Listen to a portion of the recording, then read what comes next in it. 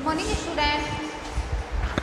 निर्मल TT की online classes में मैं अंजू भारद्वाज आपका हार्दिक अभिनंदन करती हूँ। बच्चों, आज हम रिपोर्ट के बारे में अध्ययन करेंगे। इससे पहले हमने आपको यात्रा व्रत, संस्मरण और उसके बाद आत्मकथा, उससे पहले कहानी और उससे पहले क्या जीवनी के बारे में बतला चुके हैं, अर्थात अध्ययन करा चुके हैं। तो यात्रा व्रत क्या होता है और संस्मरण क्या होता है ये भी आपको बता दिया। उसके बाद में आपको बताया था आत्मकथा। आत्मकथा के बारे में लेखक स्वयं की बारे में अध्ययन करता है, अर्थात स्वयं की जो अनुभूतियाँ होती है, स्वयं ने जो कार्य किया, किन किन कार्यों से वो जूझा है, किन किन संघर्षों से के माध्यम से उसने अपने चरित्र को निखारा, उन सारी चीज़ों के अंतर्गत आत्मकथा के अंतर्गत आती है। उसके बाद आज करवाएंगे आपको रिपोर्टाज। रिपोर्टाज जो शब्द है वो फ्रांसीसी भाषा का शब्द है। कौन सी भाषा का शब्द है? फ्रांसीसी भाषा का शब्द कहलाता है। कौन सा? रिपोर्टाज, फ्रांसीसी भाषा। और अंग्रेजी के रिपोर्ट शब्द से बना है, समानार्थी है। अंग्रेजी के रिपोर्ट शब्द का क्या है? समानार्थी। एक ही नहीं है, माइनर मिस्टेक, अंतर भी है दोनों में, पर क्या है? समानार्थी बताया। रिपोर्ट का समानार्थी। समानार्थी किसको कहा गया है? रिपोर्टाज का। हिंदी विधा के अंतर्गत रिपोर्टाज एक नवीन विधा के अंतर्गत आया है। कि रिपोर्टाज होता क्या है? तो हिंदी की जो विधा है उसके अंतर्गत नवीन विधा के रूप में उभर कर आया है। क्या? रिपोर्टाज। ये फ्रांसीसी भाषा का शब्द है और अंग्रेजी के रिपोर्ट का समानार्थी माना गया है। हिंदी में इसको सूचना, प्रारंभ में हिंदी में इसका लाया गया है सूचनांक।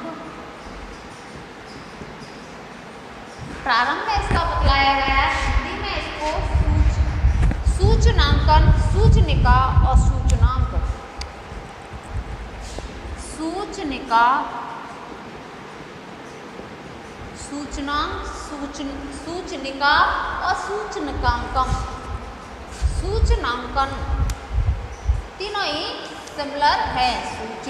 सूचनांक, सूचनिका और सूचनांकन। अर्थ सबका एक हुआ सूचना प्राप्त करना, सूचना लेना। रिपोर्टाज का जो अध्ययन हुआ है वो सूचना प्राप्त करना, सूचना देना, सूचना कर, जैसे रिपोर्ट को इसका क्या माना है? समानार्थी माना गया है। किसका? रिपोर्टाज का समानार्थी माना गया है रिपोर्ट शब्द को।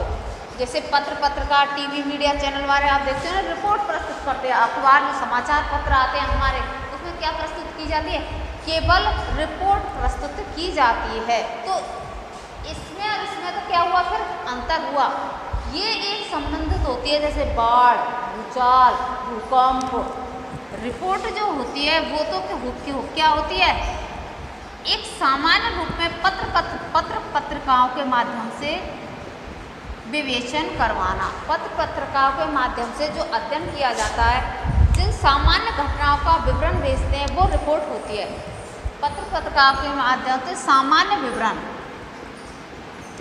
जो आप रोज अखबारों में पढ़ते हो कि आज इतने कोरोना पॉजिटिव हुए, आज इतने हुए, आज वहाँ पर ये हुआ, वहाँ से ये विधायक लड़ रहे हैं, या फिर हमारे जो देश में हमारी आर्थिक स्थिति किस प्रकार की है, कहाँ पर क्या गलत कार्य हो रहा है, क्या सही हो रहा है। तो सामान्य जो घटना घटित हो रही है, जो हमारा क्षेत्रीय अखबार भी आता है उसको भी देखते होंगे आप, तो वो सामान्य सारे क्या हो जाएगी? इस रिपोर्ट के अंतर्गत। आज की क्या रिपोर्ट?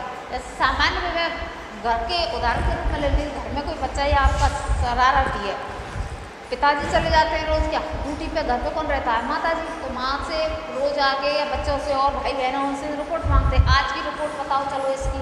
तो एक सामान्य विवरण होता है, सामान्य घटना होती है। सामान्य घटना तो रिपोर्ट के अंतर्गत आ जाती है।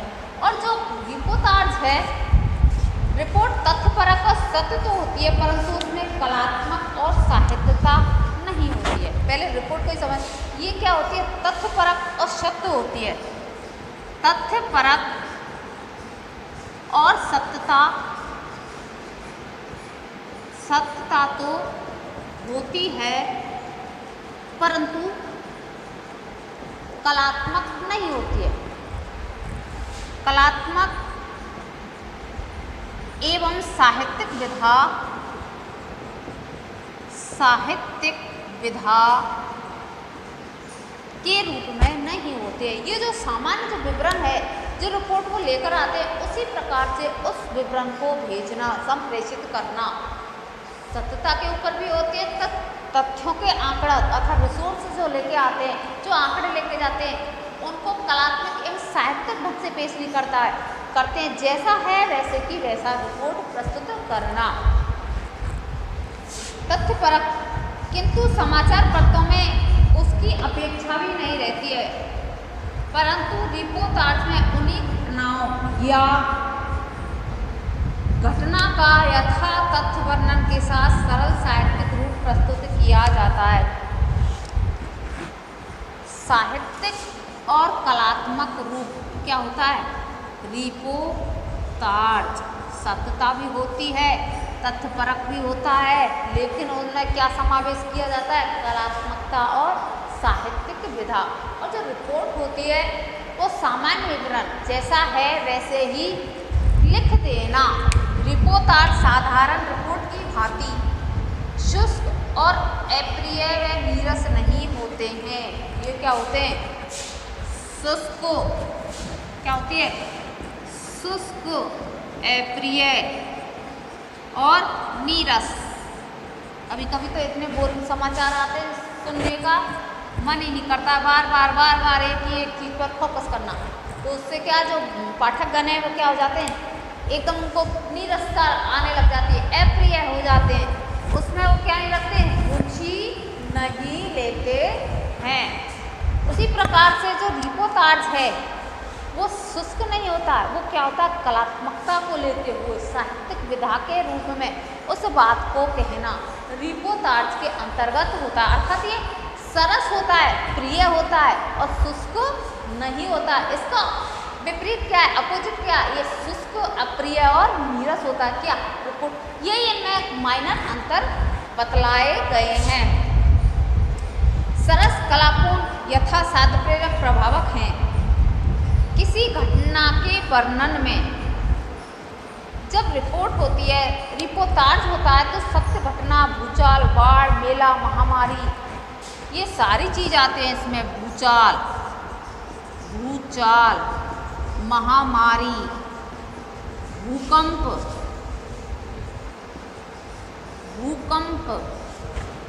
मेला, अभिनंदन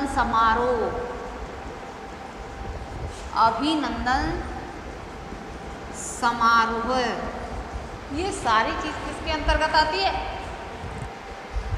रिपोर्टाज के अंतर्गत। कहीं भूचाल आ जाता है तो सत्यपरक घटनाएं होती हैं, और जो कलात्मक और साहित्यिक विधा लेते हुए उन विधाओं का प्रयोग करते हुए सरस और सरल युक्त पाठक को बतलाना। महामारी फैल रही है, जैसे आज हमारे वैश्विक महामारी कोरोना का जो रूप ले रखा है, उसको कलात्मक ढंग से आप पढ़ते हो ना, एक घटना, एक पृष्ठ आता है बीच का आलोचनात्मक पृष्ठ, वो रिपोर्टाज के रूप में एक साहित्यिक कलात्मकता लेते हुए उसके बारे में विवेचन करना रिपोर्टाज के अंतर्गत आता है। भूकंप की घटना और उधर मेला, जो मेले का आयोजन हो रहा है, उस मेले में क्या क्या चीज़ बतलाई गई हैं, क्या उद्देश्य है उस मेले को प्रारंभ करने, ये सारी चीज़ें रिपोर्टाज के अंतर्गत आती है। कहीं अभिनंदन समारोह हो रहा है तो उस समारोह का वर्णन करना, ये रिपोर्टाज के अंतर्गत ही आता है। किसी घटना के वर्णनकर्ता जब अपनी कल्पना, सहृदयता, कला कुशलता, भावुकता और शब्द सामर्थ्य का समावेश करते हुए सजीव कर देता है, जिससे वह अपने हृदय स्पर्शी, प्रभावोत्पक, मनोरंजक, साहित्यता आदि के आधारित होता है, तो वह विधा रिपोर्टाज के अंतर्गत आती है। रिपोर्टाज में कलात्मक रूप में हृदय स्पर्शी, मर्मभेदी, साहित्यिक रूप में मनोरंजनपूर्ण जो साहित्यिक विधा है वो रिपोर्टाज के अंतर्गत आती है। स्पष्ट है कि रिपोर्टाज का वास्तविक घटना अथवा दृश्य को अत्यंत सजीव, रोचक, कलात्मक, प्रभावशाली ढंग से प्रस्तुत किया जाता है। वास्तविक घटना से होती है तो कलात्मक ढंग से सजीव, और मनोरंजक पूर्वक उस घटना को प्रस्तुत करना रिपोर्टाज के अंतर्गत आता है। अब ये रिपोर्टाज का शुरू में विकास कहाँ से हुआ है? तो इस विधा का विकास यूरोप क्षेत्र से हुआ है। जो ये रिपोर्टाज है, तो हिंदी में तो इसको बतला दिया सूचनांक, सूचनिका, सूचनांकन, सूचनांकन, ये तो सारी हिंदी में हो गई। अंग्रेजी की रिपोर्ट का समानार्थी हो गया। तो ये रिपोर्टाज जो फ्रांसीसी शब्द है, इसका सर्वप्रथम कहाँ से प्रयोग किया गया, मतलब सबसे पहले इसका कहाँ पर विवरण मिलता है? फ्रांसीसी शब्द तो है ही है। तो यूरोप का जब द्वितीय विश्व युद्ध प्रारंभ हुआ उससे पहले, मतलब उसके लगभग सिमिलर ही द्वितीय विश्व युद्ध प्रारंभ हुआ, तब यूरोप में सन 1936 के लगभग तो ये द्वितीय विश्व के लगभग ही होगा। द्वितीय विश्व से पहले, द्वितीय विश्व युद्ध से पहले यूरोप में सन 1936 के लगभग द्वितीय विश्व से पूर्व इस विधा का जन्म हुआ, युद्ध भूमि में विकसित हुई। इस विधा का जन्म हुआ, क्या हुआ? जन्म हुआ और युद्ध भूमि में विकसित हुई। क्या? रिपोर्टाज, जो आंखों देखा, हाल देखा, जो वर्णन देखा, जो सत्य घटना देखी, उस घटना को लिखना रिपोर्टाज के माध्यम से हृदय स्पर्शी, मर्म स्पर्श करते हुए जो युद्ध भूमि का जो विवरण देखा था सन 1936 के लगभग यूरोप में इसका जन्म हुआ था। किसका? रिपोर्टाज का। युद्ध भूमि में विकसित होना अर्थात सबसे पहले युद्ध का वर्णन करना रिपोर्टाज के अंतर्गत आता है। महायुद्ध की विभीषिका भी नवीन कला रूपों तथा साहित्यिक विधाओं को जन्म देती है। जो महायुद्ध हुआ था उसकी नवीन विभीषिका कलात्मक एवं साहित्यिक रूपों की जन्म देती है। रिपोर्टाज के माध्यम से जो युद्ध हुआ था, उस युद्ध भूमि में जो उसने नरसंहार देखे थे, कैसा जो दृश्य था, उस दृश्य को रिपोर्टाज के माध्यम से वर्णन करना, कलात्मक एवं साहित्यिक विधा का वर्णन करते हुए रिपोर्टाज के माध्यम से बतलाना, ये रिपोर्टाज के अंतर्गत आता है। इलिया ए हरनबर्ग के रिपोर्टाज के साथ साथ अमेरिका के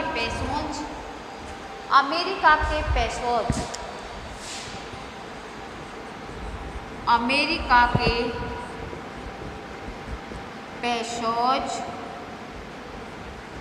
और फ्रांस के आंद्रे मेलेरीज,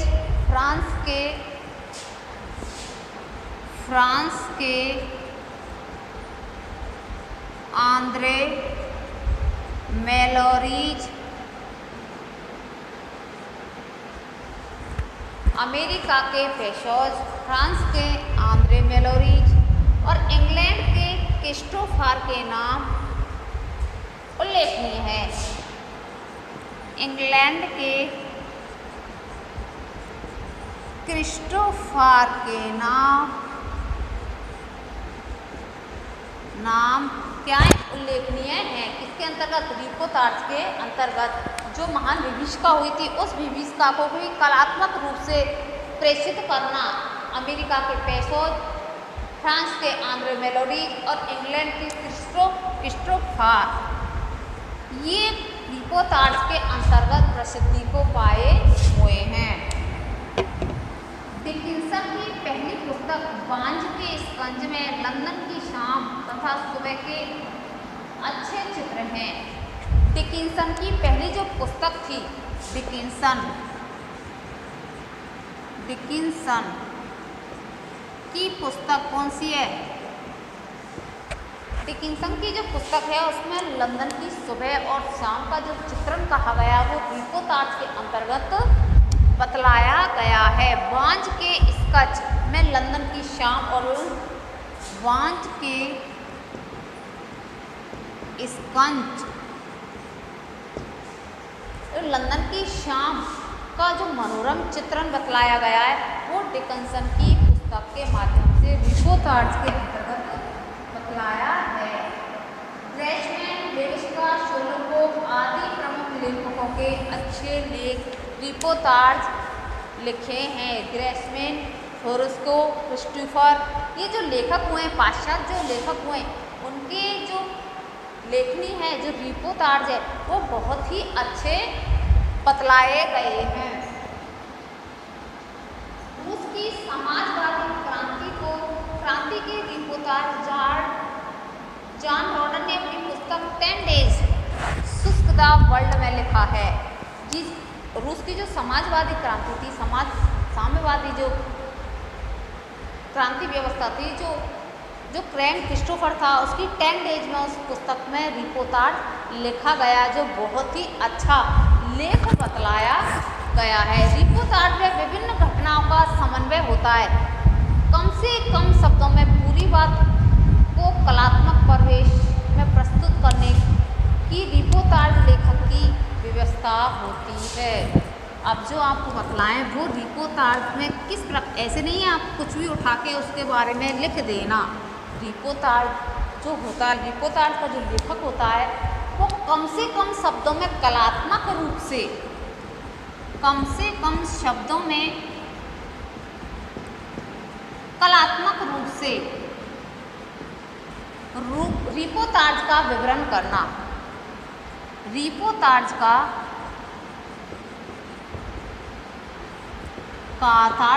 विवरण करना या लिखना या देना, ये इसकी एक व्यवस्था होती है।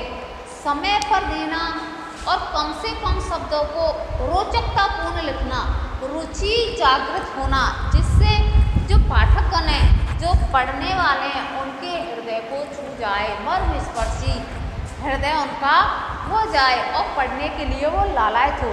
ऐसा नहीं उठपटांग कितना भी बड़ा लिख दो या कोई भी शब्द उठा के खाएंगे। कम से कम शब्दों में कलात्मक रूप से प्रभावशाली शब्दों को उसमें समावेश करते हुए रिपोर्टाज का वर्णन किया जाता है। घटना विवरण यथार्थ से दूर ले जाने का उस पर प्रतिबंध होता है।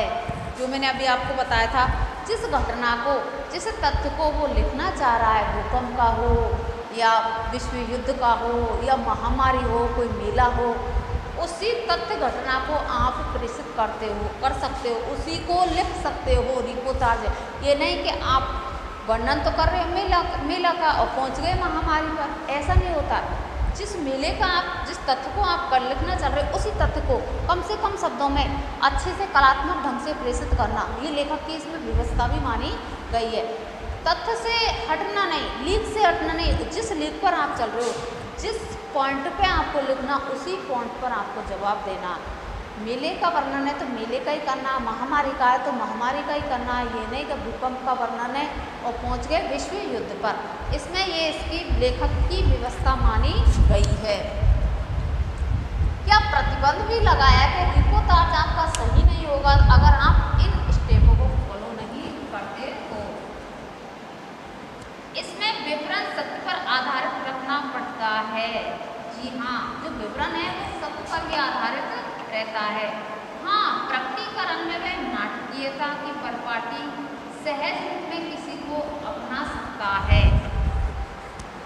जो विवरण कर रहा है वो सत्यता पर आधारित होता है। जैसे भूकंप का किया, उसमें महामारी का किया, युद्ध की जो विभीषिका थी, उस विभीषिका को बतलाया कि मित्र देश और ध्रुव देश, जो दो धुरी में जो राष्ट्रपति हुए थे जब युद्ध स्टार्ट हुआ था, उनके बारे में बतलाना, उन सत्यता के उन घटनाओं को बतलाना, ये लेखक का कर्तव्य है। किसमें? रिपोर्टाज के अंतर्गत। इसमें आप नाटकीयता की परिपाटी को सहज रूप में अपना सकता है, किंतु मार्मिकता और कलात्मकता दोनों में ही अनिवार्य है। सत्यता भी है और मार्मिकता और कलात्मकता, इन रूपों को अपनाना अनिवार्य है। आप सत्यता के साथ इसका विवरण करते हुए चलते हुए उसको सजीवता के साथ मार्मिक एवं कलात्मकता का रूप देना ही अनिवार्य बतलाया गया है। सत्यता का इसमें विवरण देना ही पड़ता है। किन किन चीज़ों को आपने देखा, कौन कौन से चीज़ों के माध्यम से आप रिपोर्टाज का वर्णन करना चाहते हो। रिपोर्टाज लेखक के लिए वर्णन, घटना या वस्तु के वास्तविक इतिहास को जानना आवश्यक है। वर्णन, घटना और वस्तु के वास्तविक इतिहास को जानना आवश्यक है। जो रिपोर्टाज का जो लेखक है, जो उसको अपनी लेखनी लिखनी है, उसमें कौन सा वर्णन है, कितना वास्तविक है और इतिहास से संबंधित कौन कौन से तथ्य एकत्रित करने हैं, उन तथ्यों को जानना बिल्कुल ही अनिवार्य कहलाता है। रिपोर्टाज का लेखक ने कहा सुनी, स्वयं को वो सारी चीज़ें एकत्रित करनी होंगी, उसकी कहाँ तह है, उस तह तक जाना, उसके बारे में सत्यता खोजना, वास्तविकता के रूप में आना। हाँ, आप कह देते हो नाट्य ढंग से आप संप्रेषित कर सकते हो, ये नहीं, पर सत्यता को देखते हुए सत्य ही चीज़ को आप नाटकीयता के माध्यम से प्रेषित करना चाहिए। साथ ही पत्रों का रेखांकन ही बहुत सबल रूप में करना पड़ता है। इतना ही नहीं, प्रत्येक पत्रों की मानसिक स्थितियों, गतिविधियों का विश्लेषण भी तटस्थ भाव से करना होता है। रिपोर्टाज में प्राय रेखा चित्र का भ्रम भी उत्पन्न होता है। रिपोर्टाज जो होता है उसमें रेखा चित्र का भी भ्रम होता है। तो रेखा चित्र का भ्रम कहाँ हुआ था? उधर संस्मरण में भी हुआ था। संस्मरण में रेखा चित्र के बारे में क्या कहा गया था?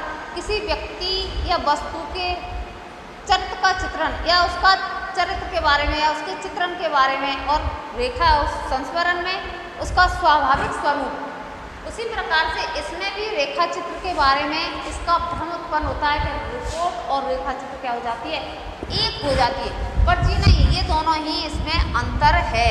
रिपोर्ट और रेखा चित्र में पर्याप्त अंतर बतलाया गया है। इसमें डॉक्टर विश्वनाथ उपाध्याय ने बहुत ही सुंदर ढंग से कुछ अंक अर्थात कुछ शब्दों के माध्यम से समझाया है, वो बताते हैं आपको। विश्वनाथ उपाध्याय के द्वारा कि रेखा चित्र क्या होता है और रिपोर्टाज में क्या अंतर है। उधर भी भ्रम की स्थिति हो गई संस्मरण और रेखा चित्र में, इधर भी भ्रम की स्थिति हो गई रिपोर्ट और रेखा चित्र में, जबकि दोनों ही क्या है, ये अलग हैं। विश्वनाथ उपाध्याय के द्वारा इन्होंने रेखा चित्र और रिपोर्टाज को अलग बतलाया है। रिपोर्टाज में स्थान, धारणा, कल्पना, भाव की गति समन्वित होती है। रिपोर्टाज में स्थान,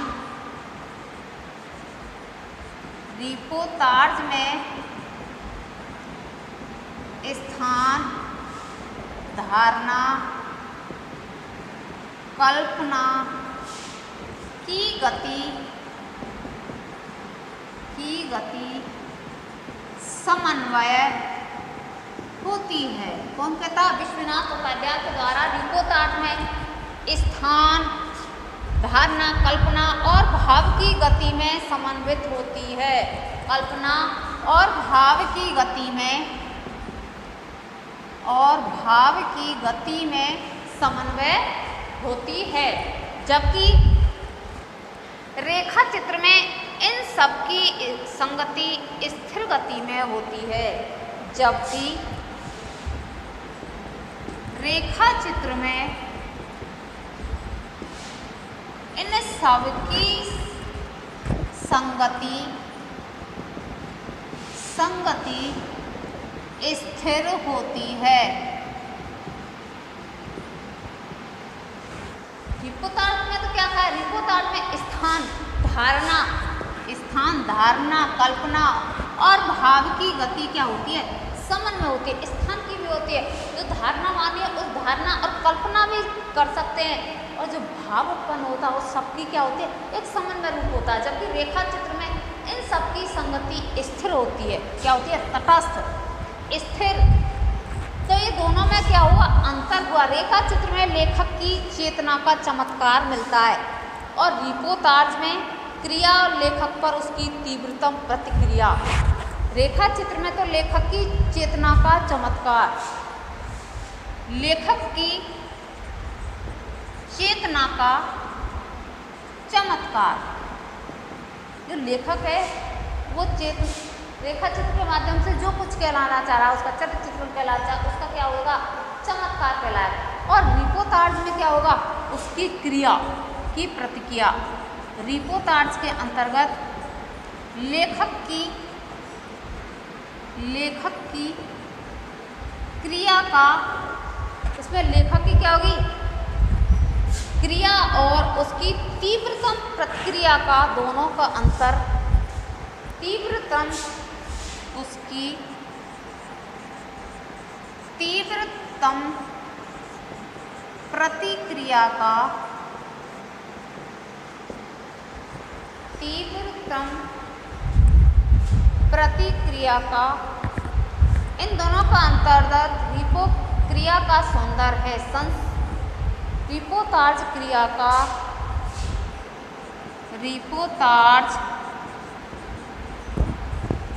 क्रिया का सौंदर्य है। क्या इसमें तो क्या कहलाएगा, स्थान, धारणा, कल्पना और गति का समन्वय होना किसमें, रिपोर्ताज के अंतर्गत। जबकि रेखा चित्र में इन सबकी संगति क्या कहलाई गई, स्थिर कहलाई गई। रेखा चित्र में लेखक जो होता है उसका लेखन जो कार्य करता है वो चमत्कृत होता है, अर्थात चमत्कारपूर्ण कहलाएगा। जबकि रिपोर्ताज में लेखक की इसकी क्रिया, जो क्रिया करेगा वही तो रिपोर्ट में लिखेगा, वही रिपोर्ताज के माध्यम से कार्य करेगा।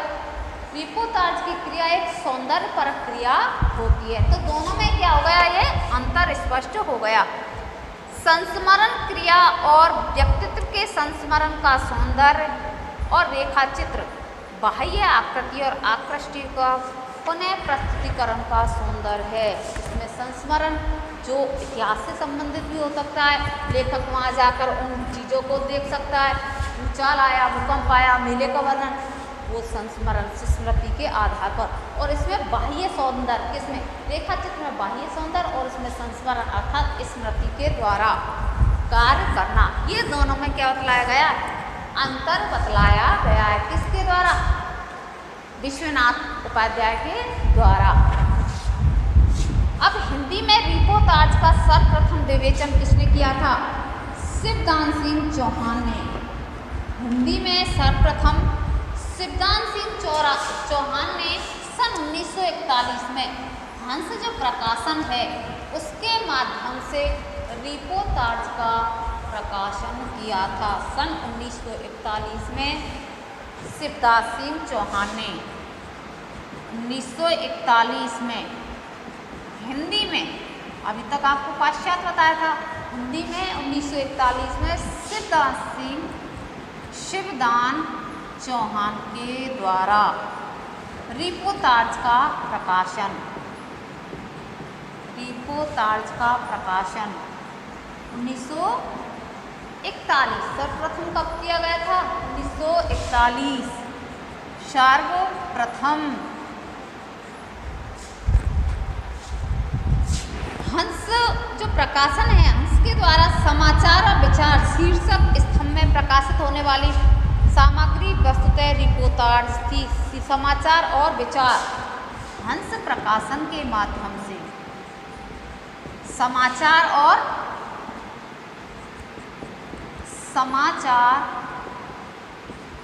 और विचार, समाचार और विचार, ये पहला क्या था, रिपोर्ताज था। हंस प्रकाशन में सन 1941 में सर्वप्रथम शिवदान चौहान के द्वारा रिपोर्ताज का सर्वप्रथम संकलन या प्रकाशन किया था। रिपोर्ताज साहित्य के अभिनव क्रांति का विधान है। रिपोर्ताज रिपोर्ट के वर्ण, घटना, परिवेश की संपूर्ण चित्रात्मकता की अंकित की जाती है। लक्षण की शिवदान सिंह चौहान के बाद राघे राघव का राग आता है। डॉक्टर राघे राघव, ये आपने आराम से नाम सुना होगा, डॉक्टर राघे राघव। धीरे धीरे इसमें बहुत सारे है, इसमें लेखक हैं पर इसमें कम है, पर कुछ लेखकों ने इन रिपोर्टाज में भी काम किया है, अर्थात रिपोर्टाज के लेखक भी हुए। उसके अतिरिक्त प्रकाश चंद्र गुप्त, हंसराज, प्रभाकर माजवे, रामकुमार वर्मा, प्रकाश चंद्र गुप्त,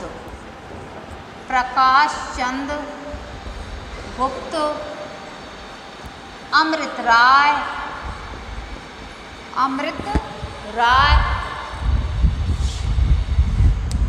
रामकुमार वर्मा, अमृत राय, अज्ञे, नागर, यशपाल, ये सारे जो लेखक हुए थे वो प्रसिद्ध रिपोर्टाज के लेखक कहे गए हैं। आजकल विभिन्न पत्र पत्रिकाओं में प्राय रिपोर्टाज देखने को मिल जाते हैं, तथापि परिणाम की दृष्टि से रिपोर्टाज का लेखन अभी सीमित ही कहा जाएगा। मैंने कहा है आपसे जो लेखक तो हुए हैं, अमृत राय है, प्रकाशानंद है, अज्ञे है, राघव है, अमृत राय है, और जो हमारे सिद्धांत चौहान तो इसके मूल रूप से प्रथम ही है लेखक हैं, पर इतने नहीं मिलेंगे जितने और लेखक कहे हैं। रिपोर्टाज के जो नवीन जो पत्र पत्रिकाएँ आई हैं उसमें रिपोर्टाज देखने को मिलते हैं। इस क्षेत्र में पर्याप्त सृजन की संभावना विस्तृत है। द्वितीय विश्व के उपरांत एवं विकसित यह विधा अपनी नव्यता के साथ कलात्मकता परिपक्वता के श्रेष्ठ में अग्रणी है, ऐसा हमारा विश्वास है।